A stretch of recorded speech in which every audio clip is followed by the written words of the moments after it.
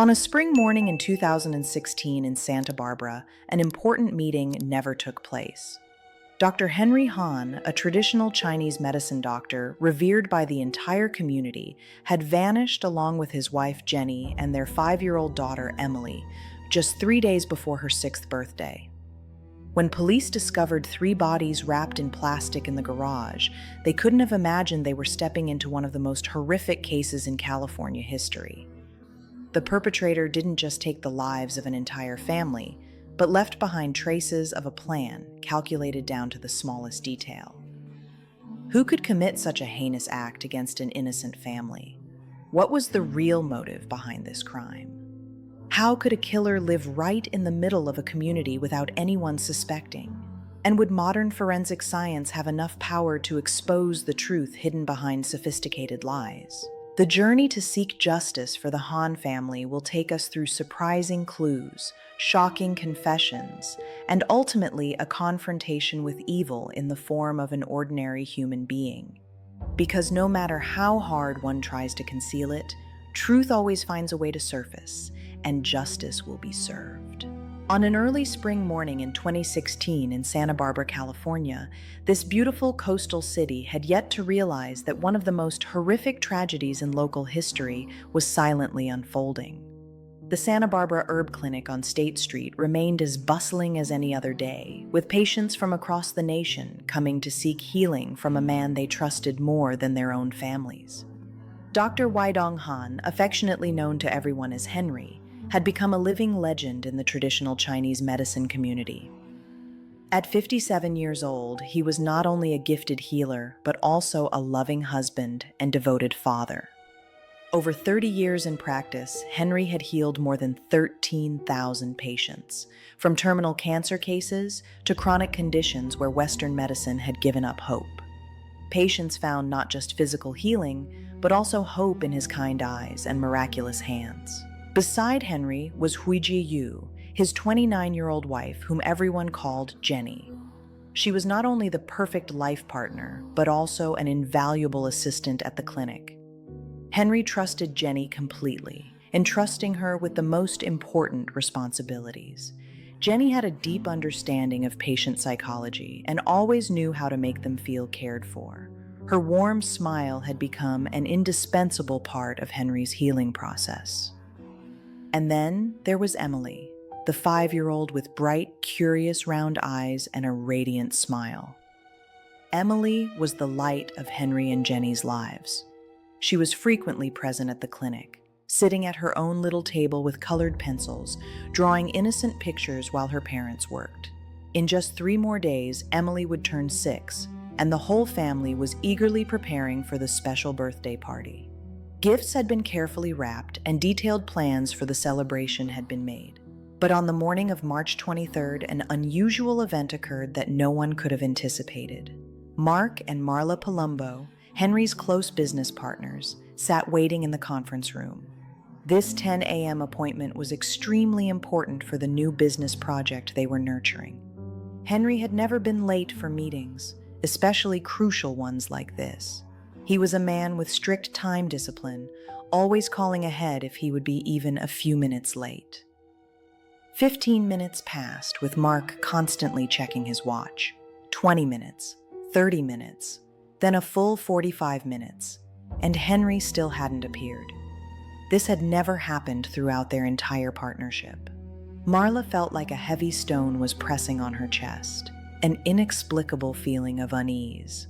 They began calling Henry, but all calls went straight to voicemail. This only increased their worry. It wasn't just Henry they couldn't reach, they also couldn't contact Jenny. Usually, if Henry had urgent matters to attend to, Jenny would call to notify them, or at least answer the phone. But this time, both phones remained strangely silent. Mark and Marla began searching for reasonable explanations to reassure themselves. Perhaps they had decided to take Emily to Disneyland early to celebrate her upcoming birthday.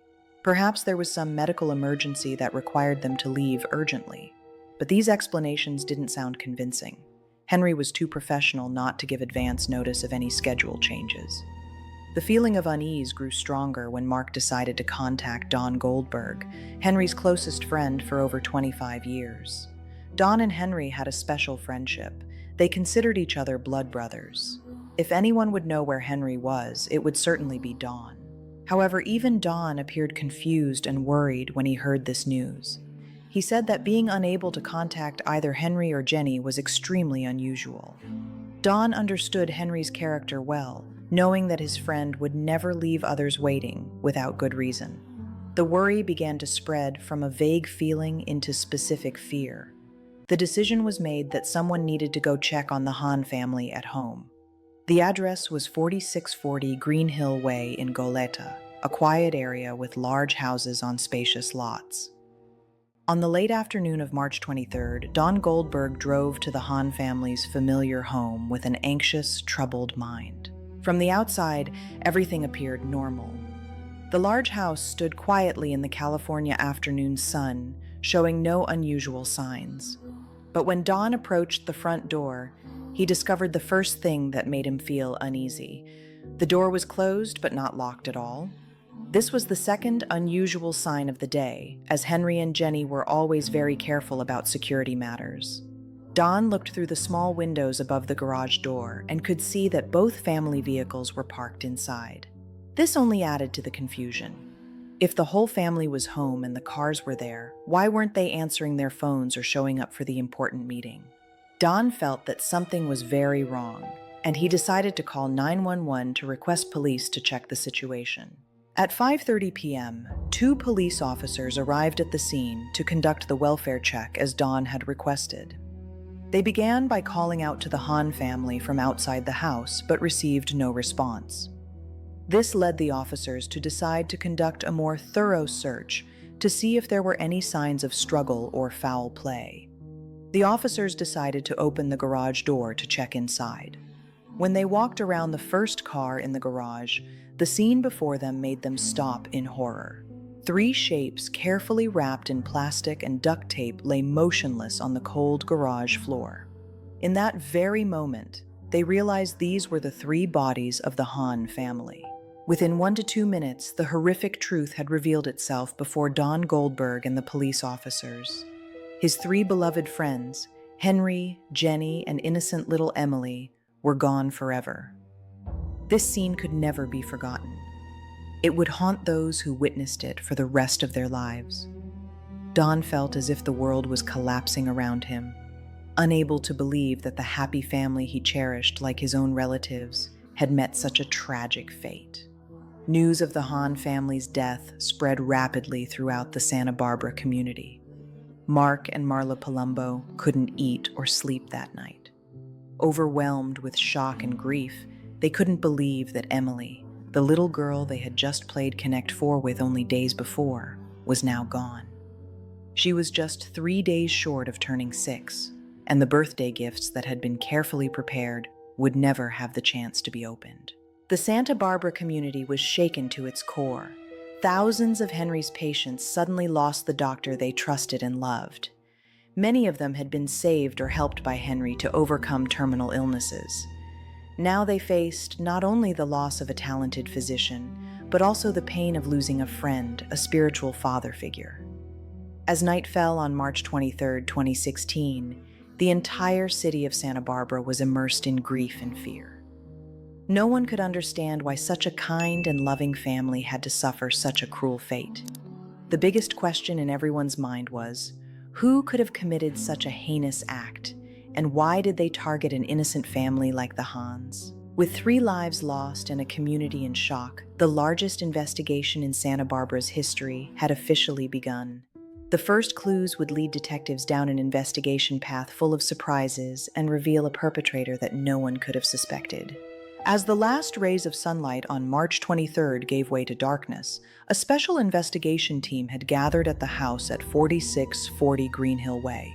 Near midnight, after obtaining a detailed search warrant, crime scene experts began their difficult work, piecing together every fragment of this horrific story. Prosecutor Ben Ladanig, one of the most experienced attorneys in handling serious criminal cases, was present at the scene from the very first hours. He knew that what they discovered in these crucial hours would determine the direction of the entire investigation. Upon entering the house, an eerie silence enveloped everything, as if the house itself was mourning the tragedy that had just occurred. Forensic experts began thoroughly examining the second floor of the house, where they believed the massacre had taken place. The scene in the master bedroom made even seasoned investigators shudder. Evidence showed that Henry had been attacked right in his own bed while he was deep in sleep. There were no signs of struggle or resistance, indicating that the attack had been swift and unexpected.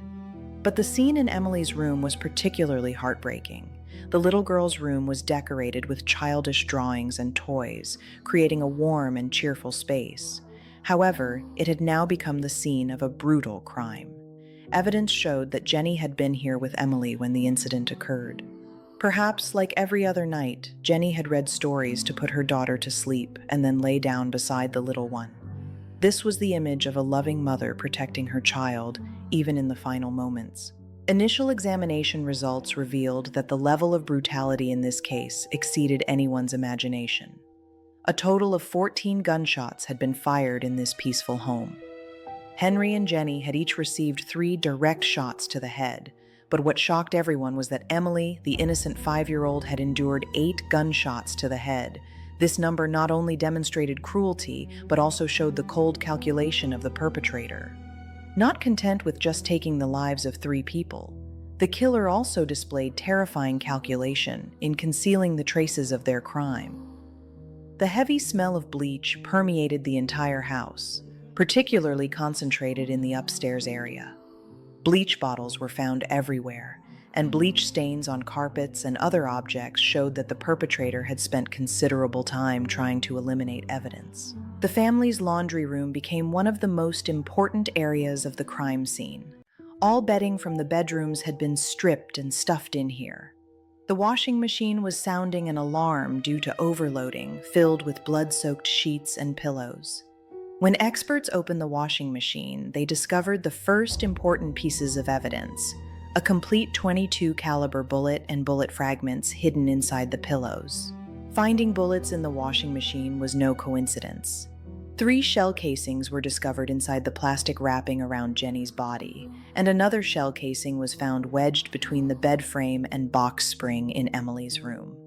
This showed that the killer had been very careful in collecting evidence, but couldn't completely eliminate all traces. While forensic experts were working at the scene, an important clue was discovered in Henry and Jenny's master bedroom. Next to the bed, inside a Trader Joe's paper bag, investigators found a document that could completely change the direction of the investigation. It was a 4-page business contract establishing Obsidian Teradyne LLC. What was particularly significant about this contract was not just its content, but also its timing. The document was dated March 22, 2016, exactly the last day Henry Hahn was seen alive. The contract listed 2 partners. Partner 1 was Pierre Haobsh, and Partner 2 was Dr. Henry Hahn. The name Pierre Haobsh began to emerge as the first important clue in the investigation. Don Goldberg, when asked about Pierre, shared his impressions of this man. According to Don, Pierre was a fairly young person who seemed knowledgeable about technology and chemistry.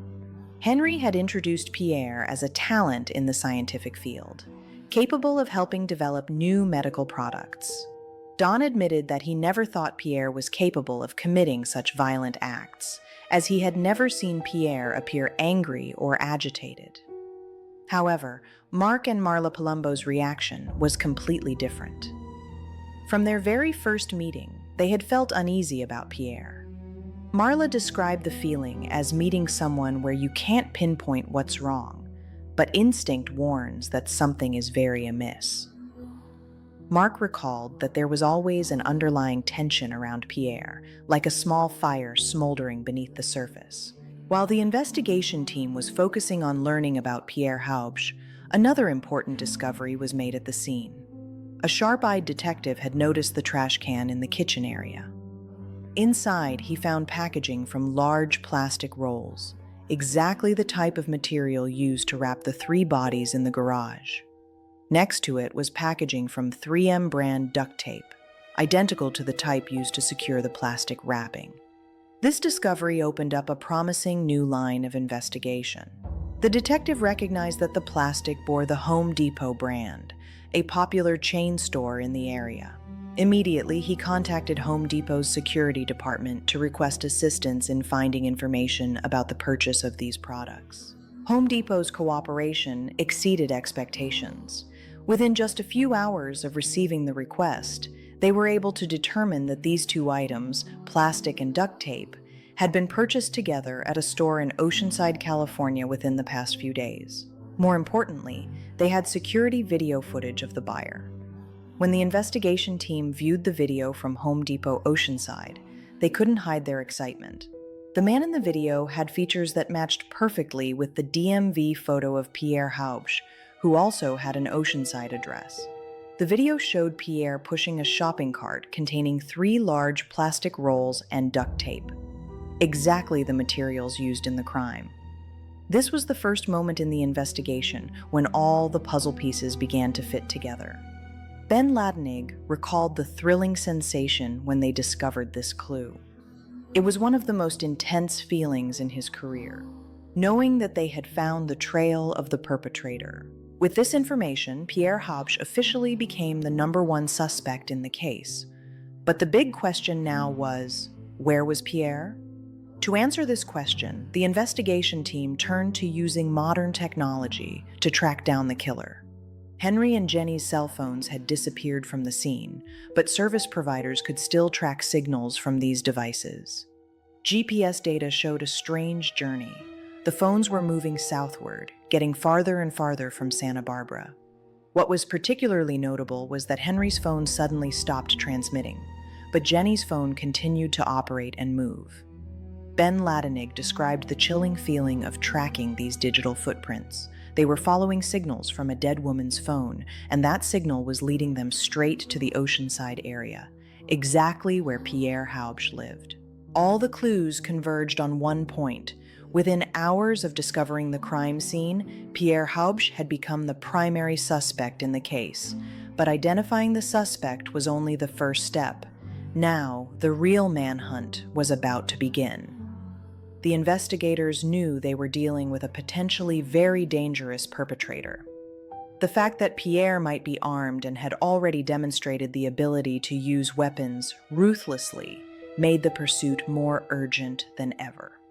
Every passing minute could create an opportunity for the killer to escape or, worse, cause additional harm. The night of March 23rd ended with an investigation that had a clear direction. Forensic experts continued working under artificial lights, while the pursuit team prepared for what could be one of the most intense chases in Santa Barbara law enforcement history. They knew time was passing, and every delayed second could make justice more elusive. As dawn on March 14th began to break, a large-scale manhunt was about to be launched.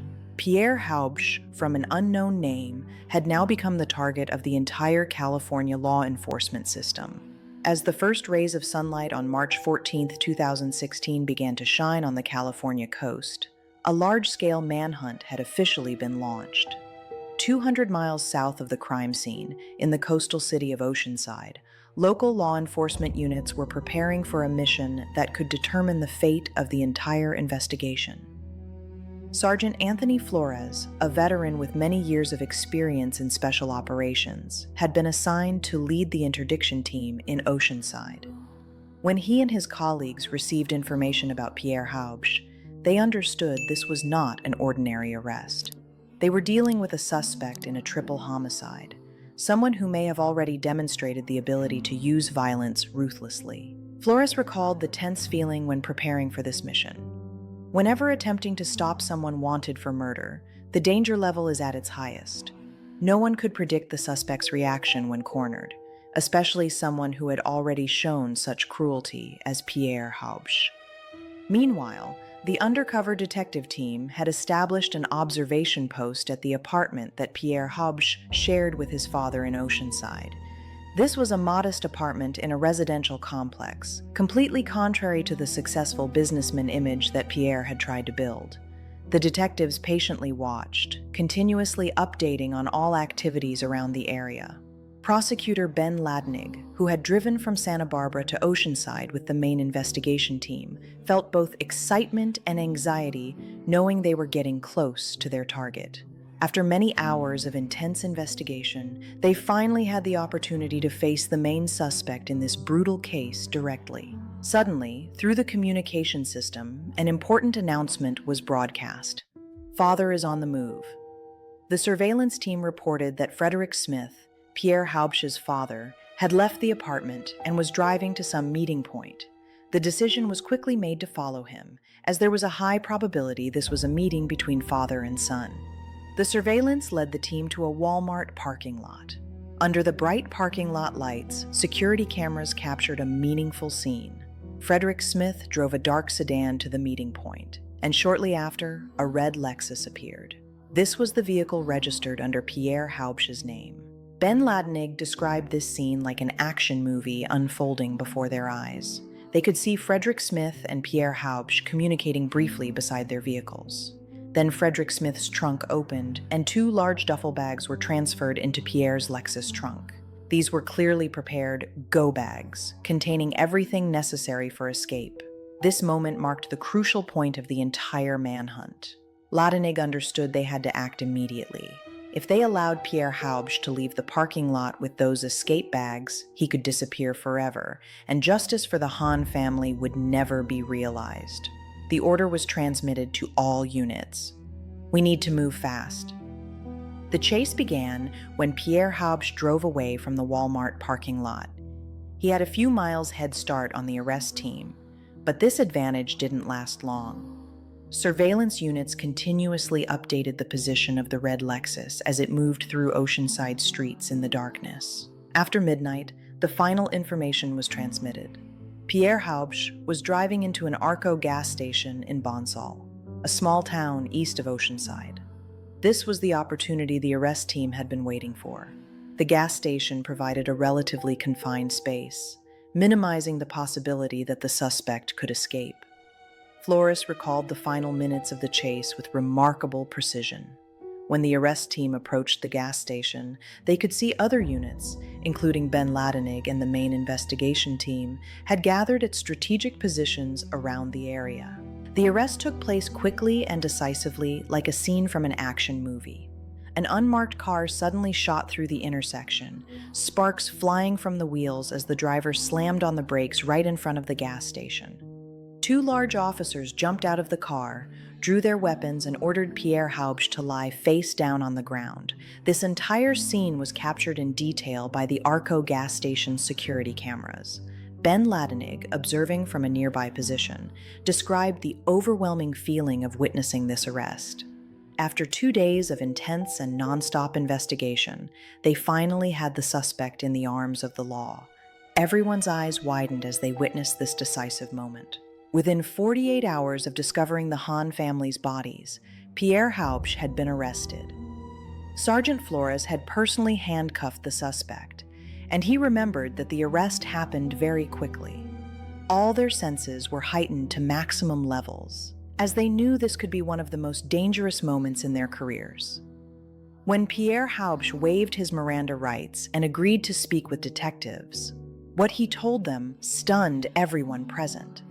Instead of confessing guilt or offering typical excuses, Pierre began telling a story that seemed taken from a Hollywood spy movie. Pierre claimed that over the past few days, his life had become a non-stop survival battle. He asserted he had been shot at and had to defend himself by shooting back at about 5 individuals. These stories about gunfights were told in detail, with descriptions of intense action sequences like in movies. The reason for all these attacks, according to Pierre, was because he had invented a revolutionary perpetual energy device. This wasn't just an ordinary energy source, but an advanced quantum technology that could change the entire world's energy structure. Because of this, dangerous enemies had targeted him. Pierre declared that at least 15 people connected to his project had been killed, and now it was his turn to become a target. He explained that the plastic rolls and duct tape that detectives had discovered were not for wrapping bodies, but for protecting the energy device when installing it at Dr. Han's house. When asked about his relationship with the Han family, Pierre showed genuine surprise upon hearing news of their deaths. He insisted he had left Santa Barbara at 2 p.m. on March 22nd, right after signing the business contract with Henry. According to his account, everything was completely normal when he left. Pierre's reaction when informed of Dr. Han's death seemed like genuine surprise. He exclaimed, "What?" in a tone that appeared shocked, then insisted he knew absolutely nothing about this. He appeared stunned and unable to believe the news he had just heard. Pierre continued developing his story by claiming that mysterious enemies had killed the Han family and were trying to frame him to cover up their crimes.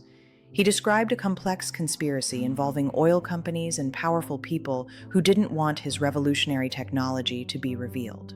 Ben Ladenig listened to these stories with growing skepticism. This was a script that seemed inspired by James Bond or Mission Impossible movies, with elements of conspiracy, secret technology, and dramatic shootouts.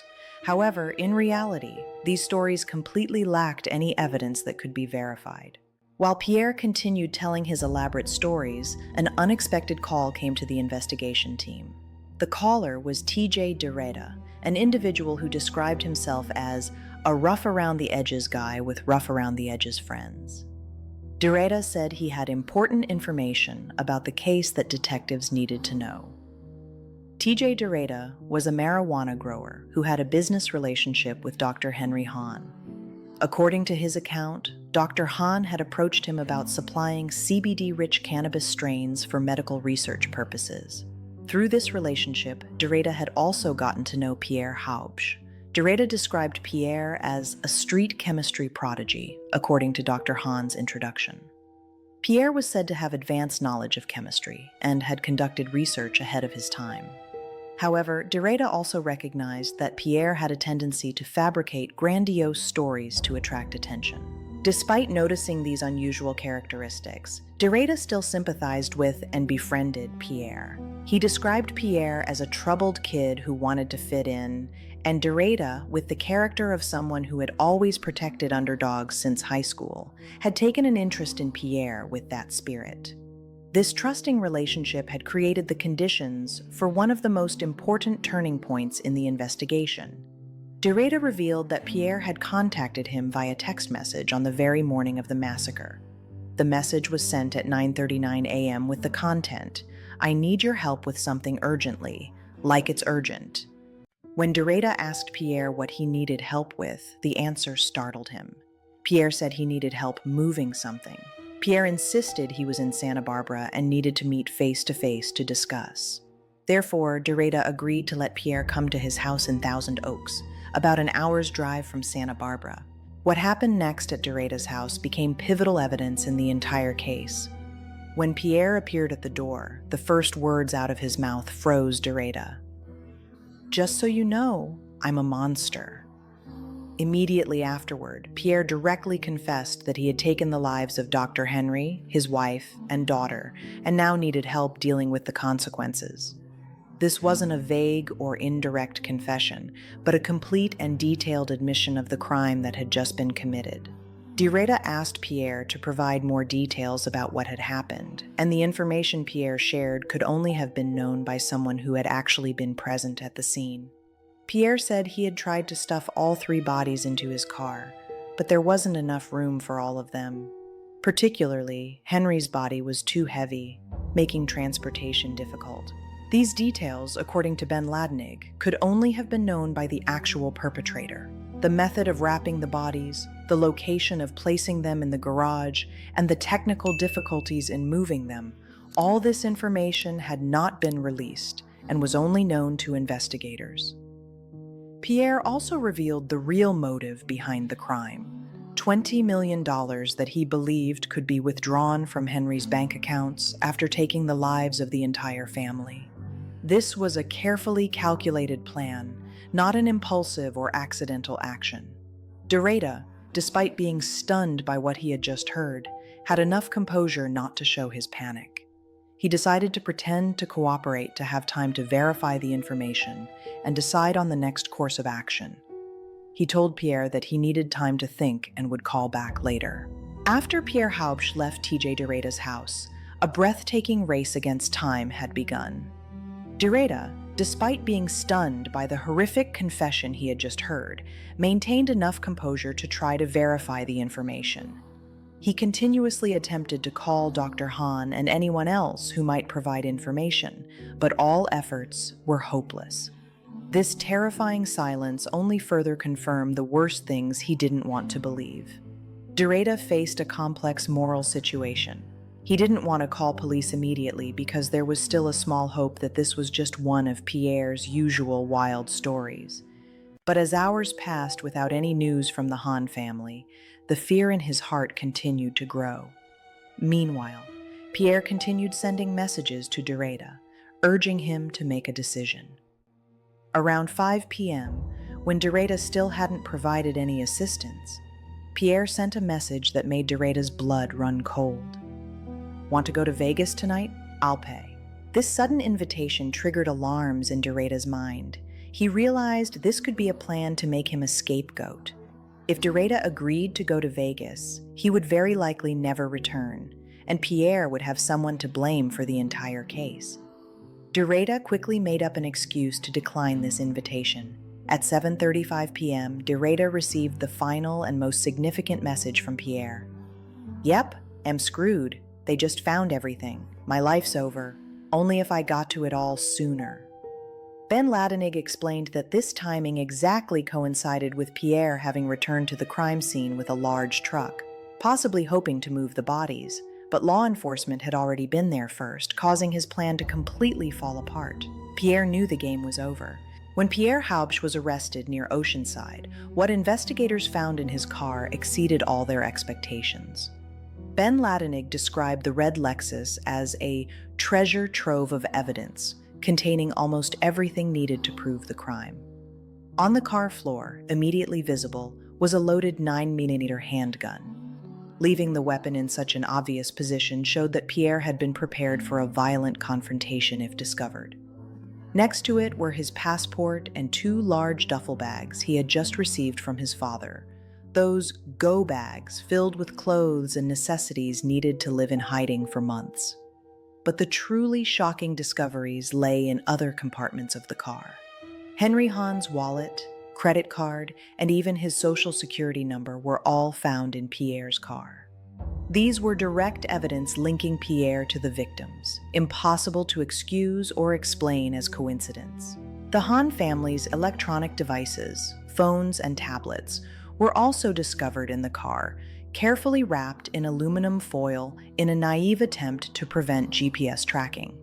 A spent shell casing was also found, matching perfectly with shell casings discovered at the crime scene.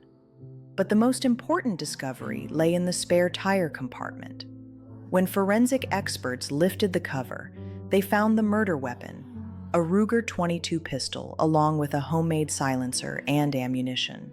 This was the exact weapon Set used to take the lives of the Han family.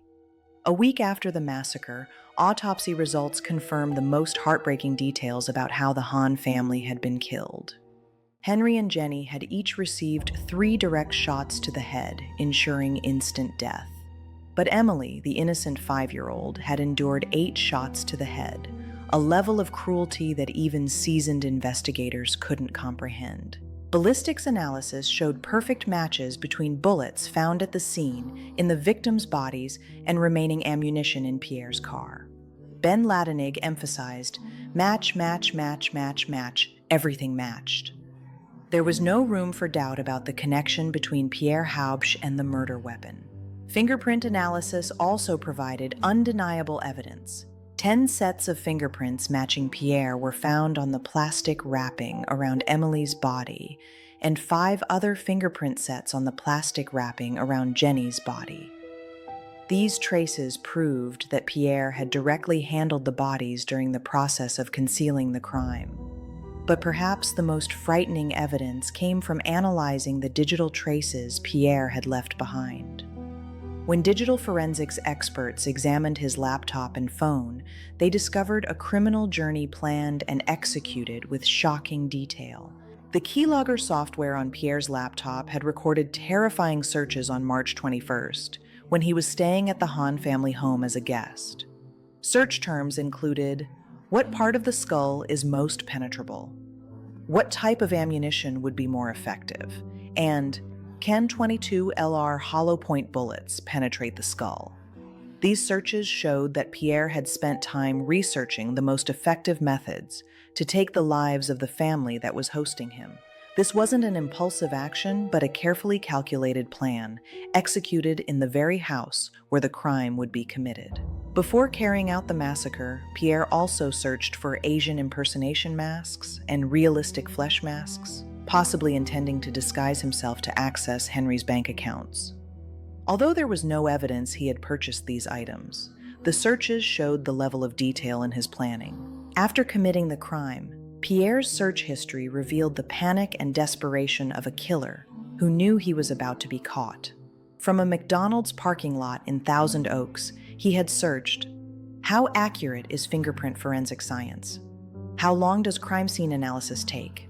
And are cars searched when entering Tijuana? These searches showed Pierre was trying to assess the likelihood of being discovered and planning to escape abroad. The appearance of questions about Tijuana indicated he was considering fleeing to Mexico to avoid law enforcement pursuit. But perhaps the strangest detail in the entire digital record was Pierre's conversation with an online psychic named Count Marco. In this chat, at $3.95 per minute, Pierre had asked the central question, will I get caught for what I did? What was notable was that Pierre initially intended to write, I have done bad things, but then deleted it and replaced it with the milder, I have made bad choices. Even in desperation, he was still trying to minimize the severity of his actions. When Count Marco asked back, what did you do, Pierre? He didn't answer. The spyware on the laptop had recorded every keystroke, showing that Pierre had typed and deleted many different responses, ultimately deciding not to reveal details about his crime, even to a complete stranger. Financial analysis also revealed the real motive behind this crime. Pierre had used the keylogger to steal Henry's bank account information and attempted to transfer large amounts of money into his own account. He had succeeded in transferring $5,000, but the attempt to transfer $72,000 was detected and blocked by Chase Bank due to fraud alerts. To execute these transactions, Pierre had created fake email addresses to receive verification codes intended for Henry. He had also prepared fake bank account screenshots showing amounts from $2.7 million to $940 million using simple HTML editing tricks commonly used by students to change grades on online reports. The painful truth was that at the time of committing the massacre, Pierre had less than $500 in his bank account. The entire image of a successful businessman, a tech billionaire, was just an illusion built on lies and fake imagery. Mark and Marla Palumbo, upon learning these details, realized that the meeting they had planned with Henry just hours after he was killed had inadvertently ruined Pierre's plan. Marla explained, he thought he had the whole day to clean up his mess before Henry would be missed. Mark added, he wasn't fast enough. Pierre's original plan was probably to spend the entire day of March 23rd moving the bodies, cleaning the scene, and executing the necessary financial transactions. But Henry's failure to appear at the important meeting had triggered the chain of events that led to the crime's discovery within hours instead of days as he had hoped. With all this evidence, from physical to digital, from witness testimony to forensic analysis, the case against Pierre Haobsh had become one of the most solidly founded cases in Santa Barbara history. There were no gaps for reasonable doubt, no alternative theories that could explain all this evidence. Ben Ladenig confidently declared, "This case was solved within the first 72 hours. Everything necessary to prove Pierre Haobsh's guilt had been collected, analyzed, and verified. Now it was the justice system's task to ensure that justice would be served for the Han family and the Santa Barbara community that had been severely wounded by this brutal crime." With the massive amount of evidence against Pierre Haobsh, the Santa Barbara justice system prepared for one of the most important trials in local history. District Attorney Joyce Dudley, who had served in this position since 2010, faced a difficult decision she had never had to make: whether to seek the death penalty. After many days of careful consideration, Dudley made a shocking statement before Judge Brian Hill. Assuming he is found guilty of the crimes he is accused of committing, he should receive the most severe punishment under California law, which is the death penalty. This was the first time since taking office that Dudley decided to seek the justice system's highest penalty. This decision reflected not only the severity of the crime, but also the profound impact the case had on the community. 3 first-degree murder charges, combined with aggravating circumstances including multiple victims, lying in wait, and murder for financial gain, had created a case eligible for capital punishment. However, as trial preparation progressed, an unexpected agreement was reached. The defense team, led by Christine Voss from the Public Defender's Office, negotiated an important deal with the prosecutor's office. In exchange for the DA dropping the death penalty, Pierre Haobsh agreed to waive his right to a jury trial and accept a bench trial, where only the judge would determine the outcome. This agreement benefited both sides. For the authorities, it ensured a faster trial process and avoided the complications of convincing 12 jurors about the justification for the death penalty. For Pierre, it eliminated the system's highest penalty possibility, though he still faced potential life without parole. Christine Voss, one of the most respected criminal defense attorneys in the county, knew she was facing a nearly impossible task. She described it as one of the most challenging cases, if not the most challenging case I've ever encountered. Her primary goal wasn't to win acquittal for her client, but to ensure he didn't receive the death penalty. On October 25, 2021, more than 5.5 years after the tragedy, the trial officially began. Ben Ladanig and Hilary Dozer, representing the prosecution, presented their case theory methodically and in detail. They portrayed Pierre Haobsh as a professional con man who had planned to take the Hahn family's lives for financial gain. The prosecutors painted a picture of a man living completely in delusions about his wealth and success. Marla Palumbo, one of those who knew Pierre best, shared, his entire life's drive was to become wealthy. Ladanig supplemented this by describing fake bank account screenshots Pierre had sent to various people, with amounts ranging from $3 million to $940 million, attempting to create an impression of luxury and success. But reality was completely different. Samantha Spidell, who had managed the luxury apartment complex where Pierre lived in Arizona, shared memories of him from 2012. She recalled the image of Pierre arriving at the building in a bright red Ferrari, creating an impression of a successful young businessman. He had convinced a group of wealthy investors to fund his perpetual energy invention, promising an energy revolution similar to what Elon Musk was doing. However, as Ladanig explained, Pierre had defrauded all these people and the funding had dried up when they realized his device didn't actually work. At the time of committing the massacre, Pierre had less than $500 in his account, a truth ironically contrary to the billionaire image he tried to maintain. The prosecution presented a detailed timeline of the days before and after the massacre, using digital traces to reconstruct each step in Pierre's plan. From searching for Asian impersonation masks 6 days before the crime to purchasing weapons in Arizona 4 days before, every action was recorded and analyzed. Particularly noteworthy was Pierre's installation of spyware on Dr. Han's computer while staying at the family home as a guest.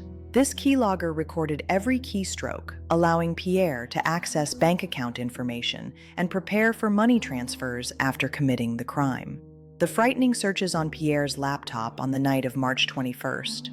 What part of the skull is most penetrable, and what type of ammunition is more effective, showed he had spent time researching the most efficient methods to take the lives of the family hosting him. Christine Voss, despite knowing she faced a massive amount of evidence, still tried to find any gaps that could create reasonable doubt.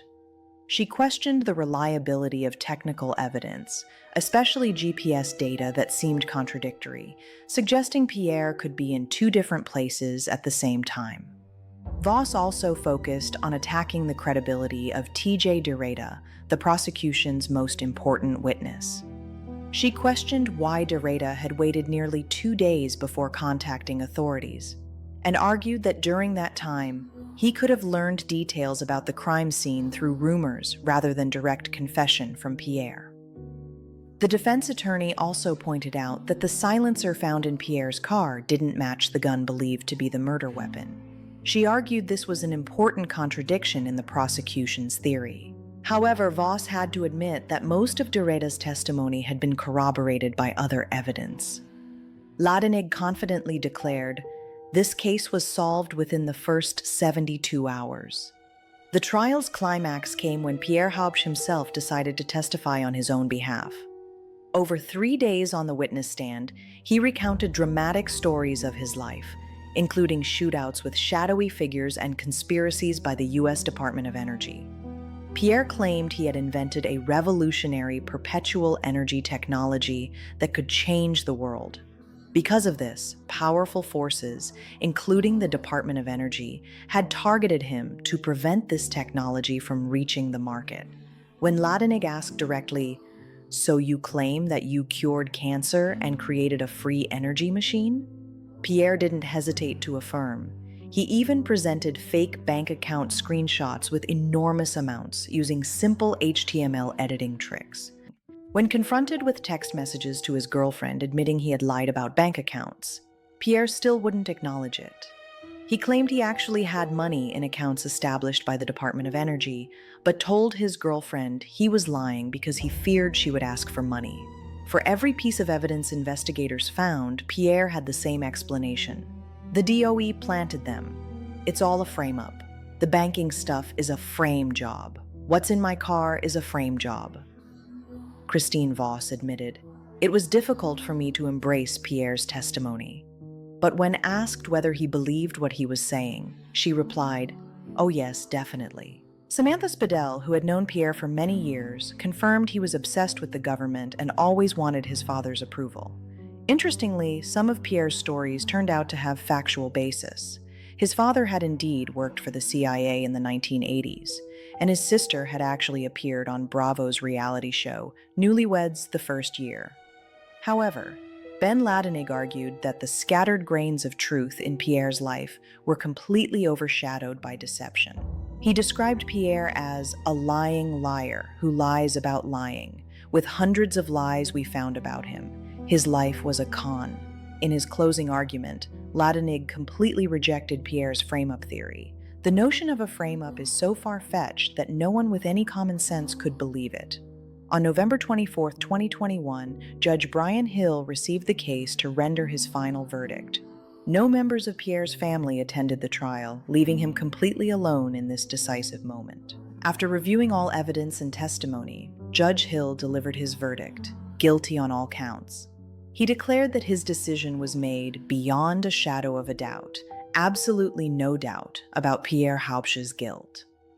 Ben Ladenig described his satisfaction upon hearing this verdict. Christine Voss admitted she wasn't surprised by the outcome. When asked about Pierre's reaction to hearing the verdict, Voss said, "He was visibly disappointed." On April 15, 2022, Pierre Haobsh received his final sentence, 3 consecutive life terms without the possibility of parole, followed by 75 years to life in state prison for using weapons to cause death. Ben Ladenig declared definitively, he will literally die in prison. However, for those still grieving the loss of the Hahn family, even the harshest sentence couldn't provide complete comfort. Dawn Goldberg, Henry's closest friend, shared, "I don't understand how there really could be justice." Isaiah Oregon, Jenny's friend, expressed lingering pain. "He's still alive, and they're not. He took precious moments that we'll never get back." Mark and Marla Palumbo, who had witnessed the entire journey from first suspicions to final verdict, still carried deep anger. Marla declared, "I want him to feel every pain possible for what he did." Mark added, "Not enough bad things can happen to him." Nearly a decade after the massacre, the wounds still bled fresh. Isaiah Oregon admitted, "It's hard to think about them." Dr. Glenn Miller, who had collaborated with Henry, summarized simply but profoundly. He was a really good man. You can't replace a Henry Hahn. You can't. Don Goldberg, in his final moving words, shared, "Pretty much every day I think of Henry and Jenny and Emily. There's an old saying that a good man and a good family live for a limited time, but a good name shall live forever.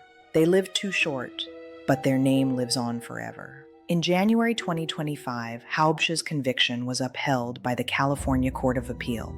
He also petitioned the U.S. Supreme Court for release, but the court denied his petition. A meaningful detail in this story is that on October 27, 2025, T.J. DeRita, the brave man who provided crucial testimony that helped bring Pierre Haobsh to trial, passed away. DeRita, despite having an imperfect past, had shown conscience and courage when he decided to cooperate with authorities to ensure justice was served. Today, Pierre Haobsh still sits in prison, where he will die without ever having the chance for freedom. The Santa Barbara community has gradually recovered, but the scars from this massacre will never completely disappear. The story of the Hahn family is not just a story about a brutal crime, but also a reminder that evil can lurk right within our daily lives. It's also testimony to the power of modern forensic science and the persistence of law enforcement in seeking truth. But above all, this is a story about love, healing, and the legacy of those who dedicated their lives to making the world better. Henry, Jenny, and Emily Hahn may be gone, but as Don Goldberg said, their good name will live forever in the hearts of those they touched and healed. In the silence of Santa Barbara today, if one listens carefully, one can still feel the echoes of the love and healing that the Hahn family brought to this world.